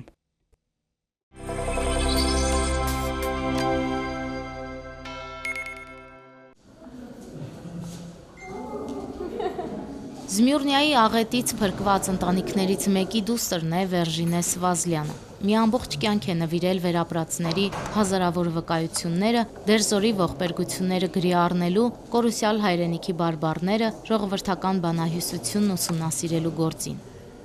Հնագիտության եւ ազգագրության ինստիտուտի հայ ժողովրդական բանահյուսության, տեսության եւ պատմության բաժնում գիտնականը 1961 թվականից է սկսել աշխատել։ Սկզբում կրտսեր, հետագայում որպես առաջատար գիտաշխատող։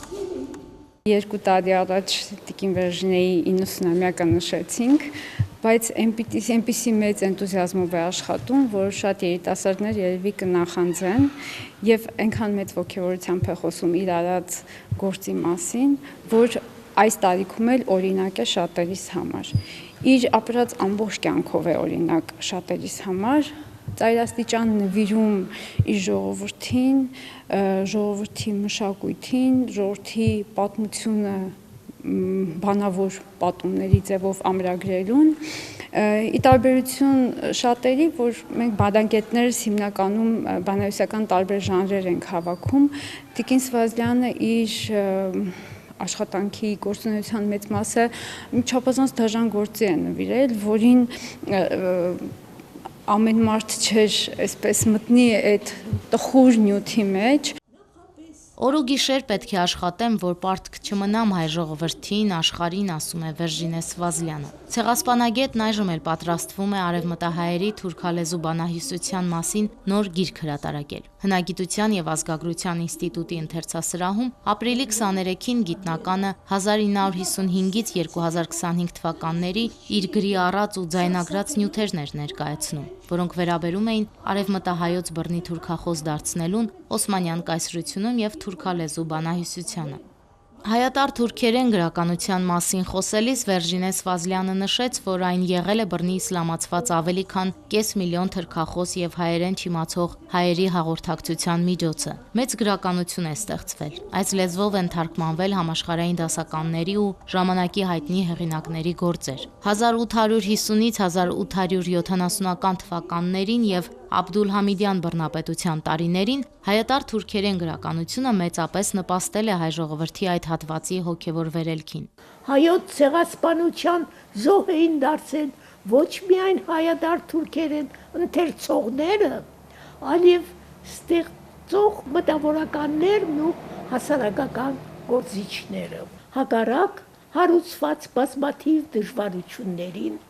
մեծ է եղել հայատար թուրքերեն գրականության դերը հայապահպանության գործում։ Արևմտահայ մտավորականներն այնքան խոհեմություն են դրսևորել, որ պահպանել են հայկական այբուբենը որպես սրբություն սրբոց։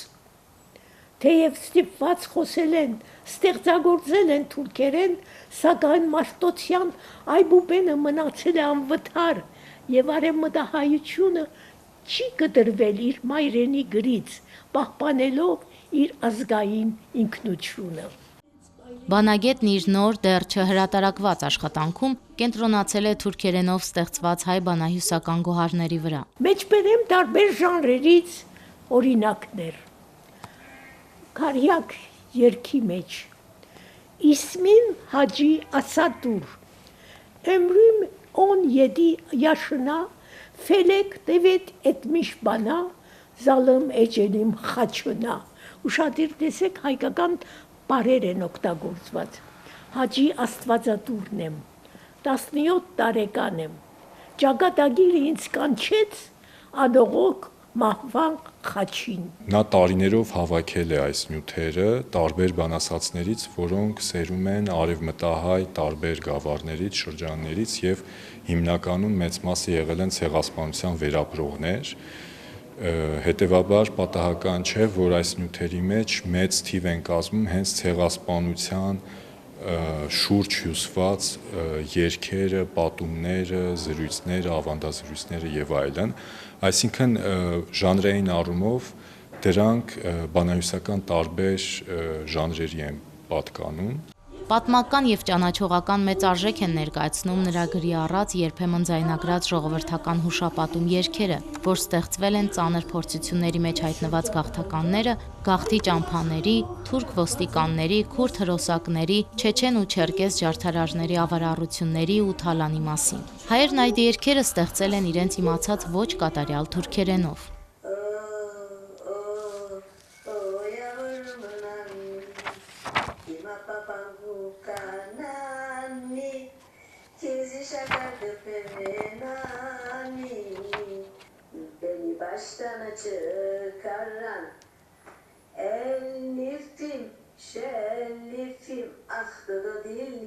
Ամենակուլ ժամանակն անում է իր գործը, ասում է Տորգ Դալալյանը։ Նա համոզված է, եթե Վերժինե Սվազլյանը եւ մյուս բանահավաքները չզբաղվեն այս աշխատանքով, հնարավոր է 1-2 սերունդ հետո գրի առնելու բան այլևս չլինի, կամ էլ պահպանվեն միայն աղքատիկ, կծկտուր պատառիկներ։ Ուստի գիտնական իր գործունեությամբ նաև փրկում է այդ նյութերը կորստից։ 1955 թվականից սկսած անձնական նախաձեռնությամբ եւ անմնացորդ նվիրումով Վերժինե Սվազլյանը գրանցել ու վերականգնել է Արևմտյան Հայաստանի Կիլիկիայի եւ Անատոլիայի հայության բանավոր մշակույթը, նաև գրի է առել, տեսագրել եւ ուսումնասիրել ականատեսների ու վերապրողների վկայությունները։ Նախորդ գիրքը, որը էլի լույս տեսավ Ամերիկահայոց մեջ ապաստանած եւ վերապրած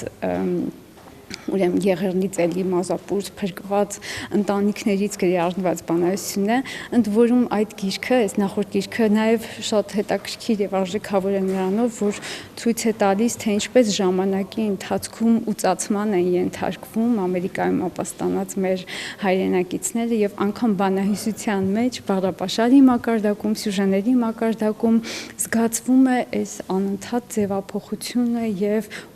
օտար տարի մուտքը մեր բանահյուսության մեջ։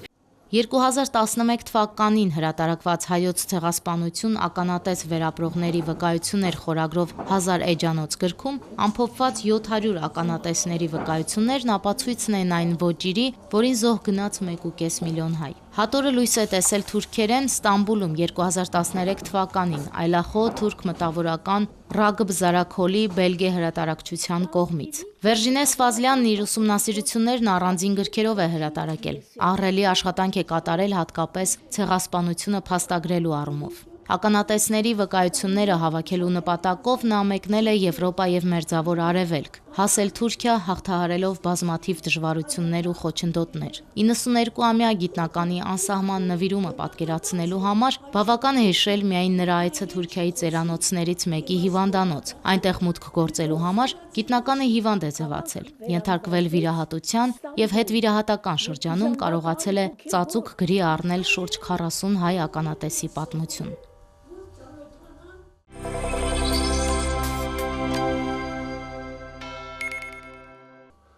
Ոգեկոչելով հայոց ցեղասպանությունը, սա պատմական գիտությունների դոկտոր ազգագրագետ Հարություն Մարությանի վերջին մենագրությունն է։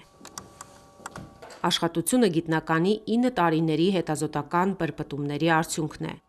Գրքում հեղինակը ներկայացնում է հայոց ցեղասպանության կոլեկտիվ հիշողության եւ պատմական տրավմայի հաղթահարման մեխանիզմները, Մեծ Եղեռնի հիշատակության արարողությունների ժամանակագրությունն ու աշխարհագրությունը։ Թեմաններից շատերին հեղինակը տարբեր հարթակներում ու գիտական հանդեսներում անդրադարձել է հոդվածներով։ Ահռելի ողբերգություն է կատարվել եւ այդ ողբերգության համար ոչ ոք ոչ միայն ներողություն չի խնդրել, այլ նաեւ հատուցում էլ չի տվել, այնպես որ արդարության, պատմական արդարության եւ պատմական ճշմարտությանը հասնելու այդ գաղափարները հայոց մեջ եղել են տասնամյակներ շարունակ եւ շարունակում են մնալ։ Դա ոչ միայն պարզապես հիշողություն է, դա պարզապես հիշողություն չէ, դա մեր ինքնության մաս է եւ ինքնության կարեւորագույն մաս, որը կրկնում եմ այնպիսի երևույթների հետ է կապված, որոնք ատելության հողի վրա չեն, այլ ճշմարտության եւ արդարության։ Դրանք համամարտկային երևույթներ են եւ մեր ողբերգությունը դիտարկվում է հենց այդ հարթության մեջ։ Գիտնականը գիրքը նվիրել է 1915 թվականի Վանի ինքնապաշտպանության հերոսների հիշատակին։ Հարություն Մարությանը մշտադիտարկել է ինքնապաշտպանական շարժումները եւ իբրև վանեցիների ժառանգ առանձնահատուկ վերաբերմունքով հետազոտել Վանի հերոսամարտը։ Միշտ հպարտ եմ զգացել, որ ցեղասպանության տարիներին դիմադրության ելած վանեցիների ժառանգ եմ։ Եվ այսինքն ամեն ինչ իր տեղը ունի, 1.5 միլիոն զոհ դա սարսափելի մեծ թիվ է եւ հայության մեջ կկոտրվեց, բայց հայերը նաեւ դիմադրել են, չեն եղել սոսկ զոհեր, որոնք ոչ մի բան ձեռքերը ծալած սպասել են, որ իրենց գան կոտորեն, ոչ այդպես չի եղել, շատ տեղերում հայերը դիմադրել են զենքը ձեռքին, շատ են նաև հումանիտար դիմադրության ձևերը, դրսևորումները, մի բան, որ մեր պատմագրության մեջ ցավոք սրտի քիչ է ուսումնասիրված, այն ինչ որ շատ լավ են արել հոլոկոստը ուսումնասիրող մասնագետները։ Ոգու ամրությունը, որ կար, այն օժանդակությունը, որ կար հարազատների եւ ընտանիքի միջև, ընտանիքի ամրությունը, միմյանց ձեռք մեկնելու, փրկելու, ամեն ինչով աջակցելու ցանկությունը, որ ունում էր բազմաթիվ դրսևորումներ, թաքնվելու եւ վերապրելու, ամեն գնով վերապրելու այդ ձգտումները, քայլերը, դրանք նույնպես դիմադրության ձևեր էին։ Մենագրության մեջ հեղինակն առանձին գլխով ներկայացնում է հայոց ցեղասպանության ոգեկոչման արարողությունների զարգացման պատմությունը, հիշողության վայրերը 1916 թվականից սկսած։ Հեղինակը մանրամասն դիտարկում է հիշողության պահպանման ընթացքը խորհրդային գրաքննության պայմաններում սկիզբ առած լռությունից մինչև 1965 թվականի զարթոնքը, երբ սկսվեց Ծիծեռնակաբերդի հուշահամալիրի կառուցումը։ Սքատոն, սքահանդես եզրույթները մեջտեղ են եկել Սփյուռքում 1916 թվականից մինչև 60-ական թվականները ավելի շատ հենց սքահանդեսների ձևով էին լինում, որոնք որ եկեղեցում էր լինում, հետո եկեղեցունքից սրահում շարունակում էին խոսել, լինում էին բանախոսություններ, լինում էին հոգեհանգստյան արարողություններ, գերեզմանոց էին գնում եւ այլն եւ այլն։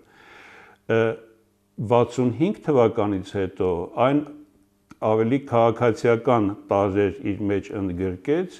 եւ համազգային գործառույթ ձեռք բերեց։ Եթե մինչև 65 թվականը առավելապես սփյուռքյան միջավայրում էր, ապա դրանից հետո այն դարձավ համահայկական սեփականություն, այսինքն ոչ միայն պայմանական ասած արևմտահայերը, այլ նաև արևելահայերը։ Եվ դա ճանապարհ էր, որ անցնում էր հայ ժողովուրդը, թե դրսում, թե խորհրդային Հայաստանում 21 թվականին վեհապարը կոնդակ ընդունեց եւ այդ 21-ից 26 թվականներին մինչև 26 թվականը նաև նշվում էր խորհրդային Հայաստանում։ Հետո 26 թվականին ժողկոմներից մեկը այցելեց կաթողիկոսին եւ ասեց վերջ, այլևս չենք նշում։ Ու այդպես շարունակվեց մինչև 65 թվականը, որը այդ իրադարձությունը մեզ բոլորին է հայտնի։ Աշխարհի տասնյակ քաղաքներում եւ մայրաքաղաքներում, որտեղ կար հայություն, ապրիլի 24-ը նշվեց հզոր երթերով ու նաև երթերով դեպի թուրքական դեսպանության կամ հյուպատոսարանների շենքեր, որտեղ որ իրենց բողոքի ձայնն էին բարձրացնում, այսինքն սքահանդեսից որակական անցում կատարվեց դեպի նշման ավելի քաղաքական ձևերը։ Գրքում Հարություն Մարությանն անդրադառնում է նաև հայոց ցեղասպանության ոգեկոչման արարողությունների խորհրդանիշներին եւ կարգախոսներին։ Վերլուծում հանրային ընկալումներ է։ Գիտնականը համոզված է, որ հիշողության պահպանումը դիտվում է որպես մշակութային ժառանգության պաշտպանություն, որը պետք է տարածվի նաև սահմանից այն կողմ մնացած վիթխարի արժեքների վրա։ Մարդիկ պետք է, ասենք, իրենց ինքնության հիմնական տարերի մասին ունենան բավարար գիտելիքներ։ Ինձ թվում է այդ գիտելիքների մակարդակը վերջին տարիներին գնալով զիջում է իր դիրքերը։ Ես նաև ակնկալում եմ, որ մեր քաղաքական գործիչները ավելի մեծ ուշադրություն դարձնեն ցեղասպանության թեմային եւ իրենց հայտարարություններում, իրենց գրավոր կամ բանավոր տեքստերում շատ ավելի զգույշ եւ չափած ձևած արտահայտվեն այս թեմայի կապակցությամբ։ Ես ենթադրում եմ, որ նրանց մեջ կան մարդիկ, որոնք նույնպես չունեն բավարար գիտելիքներ, այսինքն այդ գիտելիքը հիմնված է, ասենք, դպրոցական նստարանից եկող ինչ-որ բաների վրա եւ հաճախ կարող է չարտահայտել իրականությունը։ Գիտելիքն է, որ ձևավորում է իրատեսական պատկերացումներ եւ թույլ է տալիս անել ճիշտ հետեւություններ։ Շատ կարևոր է, որ հիշեն ոչ միայն ապրիլի 24-ին, այլ նաեւ դա մարդկանց կենսակերպի մի մասը լինի։ Պարտադիր չէ հենց այդ իրադարձությունները հիշել, այն ամեն ինչը, որ մնաց այնտեղ սահմանից անկողմ, այդ մեր մշակութային ժառանգությունը, այն գրողները, որոնք որ իրենց ստեղծագործություններում անդրադառնում են այդ թեմաներին, այսինքն թե մշակութային ժառանգության, թե գեղարվեստական գրականության միջոցով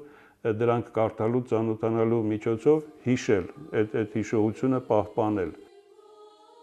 Հարություն Մարությանի ոգեկոչելով հայոց ցեղասպանությունը մենագրությունը նախատեսված է ինչպես մասնագիտական շրջանակների, այնպես էլ ընթերցողների լայն լսարանի համար։ Գիրքը լույս է տեսել անգլերեն, այժմ ընթերցողի սեղանին է նաև հայերեն հրատարակությունը։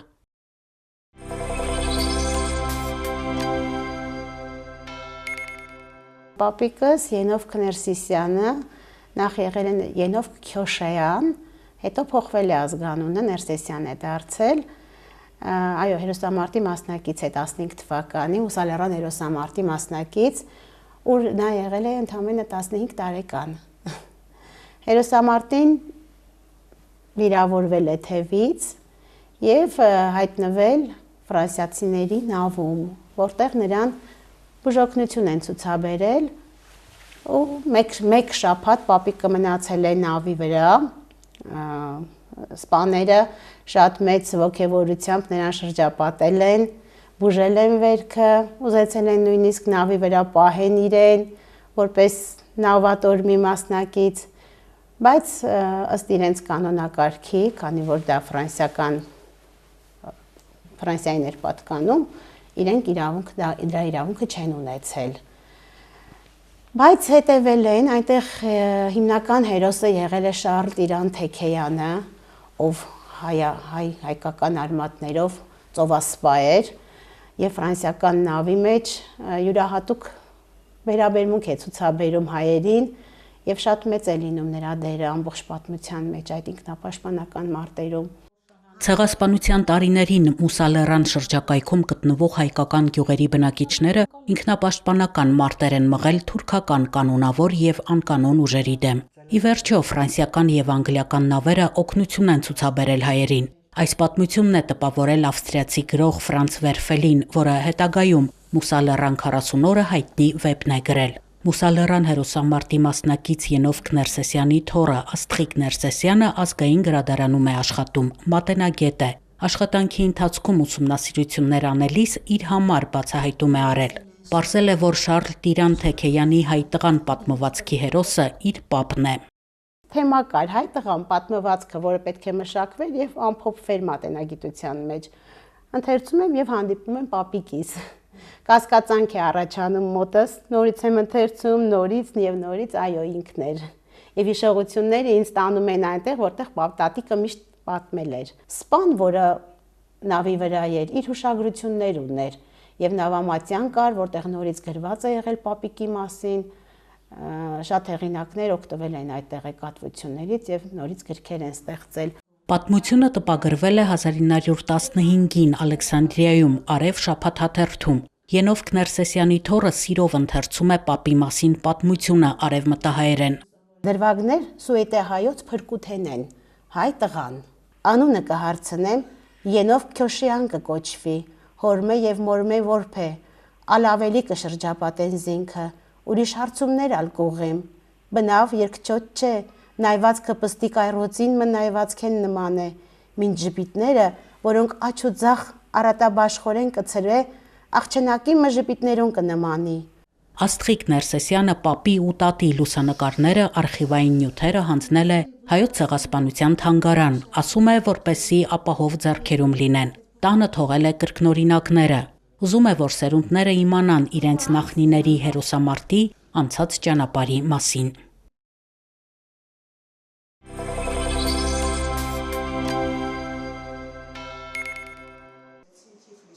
1919 թվականի աշնանը Երևանում Դաշնակցության 9-րդ համաժողովը գաղտնի վճիռ է կայացնում 1915 թվականի ցեղասպանության գլխավոր կազմակերպիչներից վրեժ լուծել։ Գործողությունը ստանում է Նեմեսիս անունը։ Առաջին համաշխարհային պատերազմում պարտությունից հետո երիտթուրքական վարչակարգը տապալվել էր։ Իսկ մեծ եռյակը Թալիաթը, Ջեմալն ու Էնվերը մահապատժից խուսափելով փախել էին տարբեր երկրներ։ Ջեմալը ամենաեռանդուն մասնակցությունն է ունեցել հայոց ցեղասպանության կազմակերպման գործում, անձամբ վերահսկել է Սիրիական անապատում հայերի կոտորածը, բռնի թրքացրել հազարավոր հայ մանուկների։ Դաժանության համար նրան թուրքերը իսլամի առյուծ էին կոչում, հայերը արյունոտ մսագործ։ Ահմեդ Ջեմալին վերացնելը վստահված էր հայ հեղափոխական դաշնակցության Վրաստանի մարմնի անդամ Պետրոս Տեր-Պողոսյանին, Ստեփան Ծաղիկյանին եւ Արտաշես Գևորգյանին։ Երեքն էլ Էրզրումի վիլայեթի Խոտորջուր գավառից էին։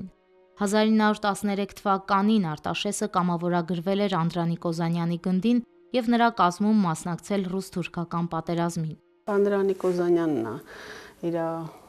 ոսկե ադամանդե մատանին տալիս Արտաշեսին, ասում հիշի, որ վրեժ պիտի լուծես, դու պարտք ունես կատարելու հայ ժողովրդին։ Դենց թվում է դրանից հետո իր մեջ կամաց հասունանում եմ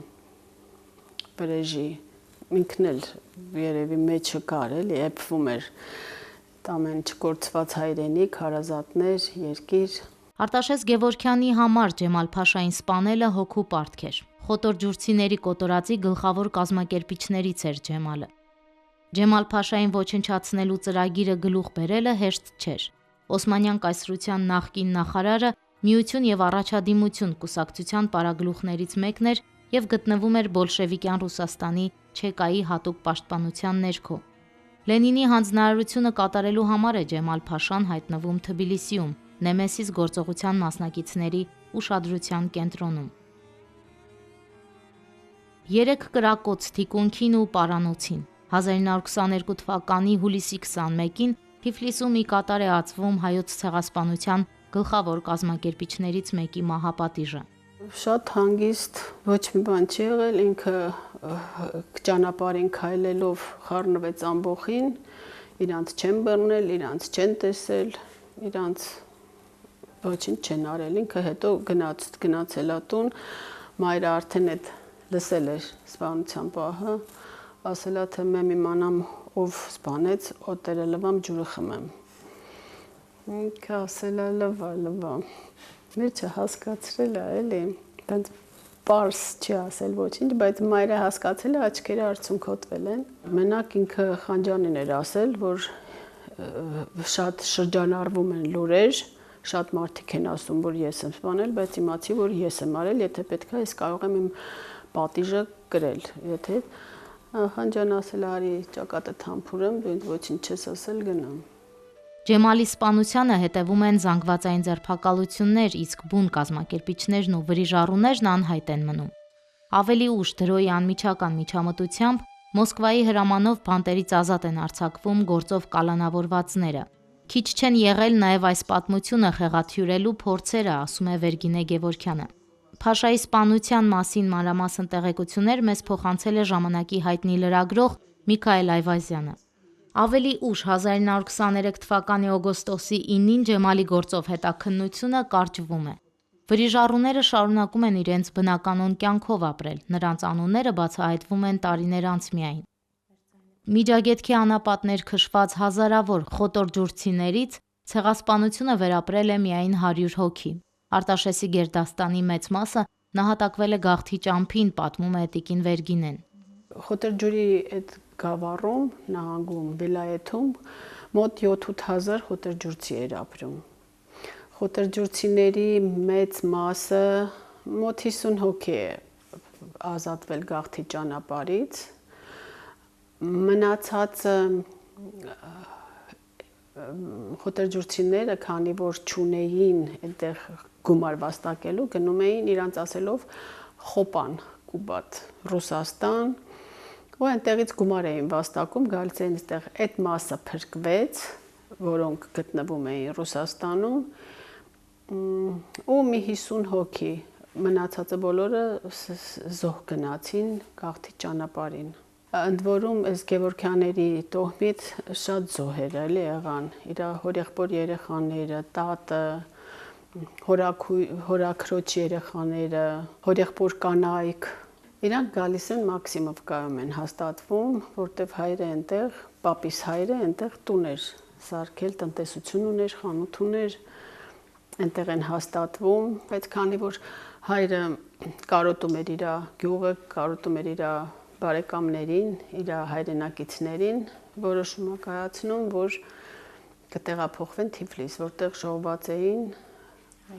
Խոտորջուրից մազապուրծ եղած մի փոքր ստվար խումբ, էլի։ Գևորգյանների մի մասը, այդ թվում Հակոբը, Սերոփը, Արտաշեսն ու եղբայրը Թորգոմը գաղթում են Թիֆլիս, հետո էլ հայրենադարձվում Խորհրդային Հայաստան։ 1925 թվականին Արտաշես Գևորգյանը խոտորջուրցիների համար մայր հայրենիքում Նոր Խոտորջուր անունով կոմունա է հիմնում։ Այն ստեղծվում է ներքին Ախտայում, ներկայիս Կոտայքի մարզի Հանքավան գյուղի մոտակայքում։ Արտաշես Գևորգյանին ընտրում են կոմունայի նախագահ։ Արձակագիր գրականագետ Աքսել Բակունցը կոմունայի ջերմ բարեկամն էր, Արտաշեսի մտերիմ ընկերներից մեկը։ Կոմունան նաև հարյուրավոր որբ երեխաների է ապաստանել, կերակրել, կրթություն ու կացարան տվել։ Այս Թորգոմն է, Երվանդը իրանց մեր ազգակիցների հետ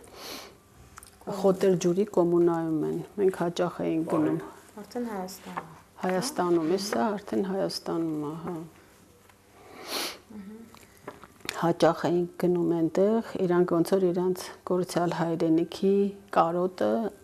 առնում էին այդ Խոտերջուրի կոմունայից, որ Իսկ դուք գնացել եք։ Իհարկե, ես բոլոր այդ արշավներին մասնակցել եմ իրանց։ Վերգինե Գևորգյանը Արտաշես Գևորգյանի եղբոր թոռն է։ Արտաշեսը երեխաներ չի ունեցել։ Ազգականներն են զբաղվում նրա մասին պահպանված պատմությունների եւ փաստերի ուսումնասիրությամբ։ Տիկին Վերգինեն ցեղասպանության թանգարանին է նվիրել Գևորգյանների անձնական իրերը, փաստաթղթեր, լուսանկարներ։ Արտաշես Գևորգյանի իրերից ոչինչ չի պահպանվել։ Արտաշես Գևորգյանը շատերի նման դարձել է ստալինյան բռնաճնշումների զոհ։ Նրան 1930-ականներին մեղադրել են կոլտնտեսությունը կողոպտելու մեջ եւ դատապարտել են 3 տարվա ազատազրկման։